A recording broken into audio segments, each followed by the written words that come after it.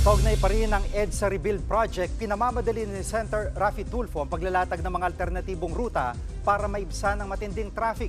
Nangunguna sa balita si JC Cosico. JC, anong iba pang tinalakay sa pagdinig ng Senado?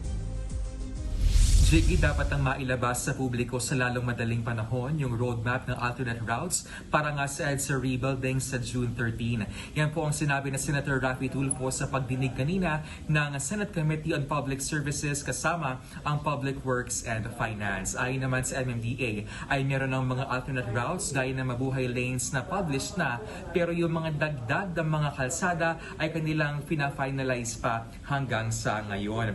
Habang inaayos po ang kalsada, ay meron ding ipatutupad na odd-even scheme sa EDSA. Sa June 16 po magsisimula yung 1-month na dry run yan kung saan wala po munang hulihan. Magdamagan itong odd-even scheme sa EDSA. No? Sabi tuloy ni Senator JV Ejercito, baka pwedeng may window hours lamang, particularly during the rush hour dahil baka naman daw maabala yung ibang mga motorista.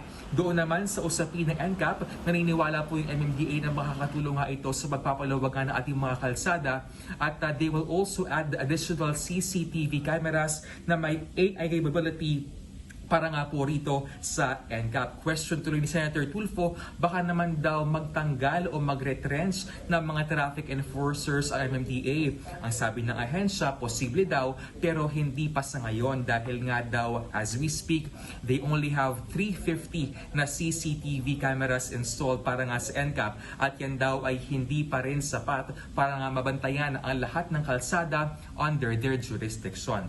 Makalipas po higit 2 oras ay sinuspindi ng mga komite itong pagdinig dahil nga po sa nangyaring lindol at as we speak din ay no details yet at kaugnay po ng sunod na pagdinig. Jiggy. Yan po ang ulat ni JC Cosico mula sa Senado.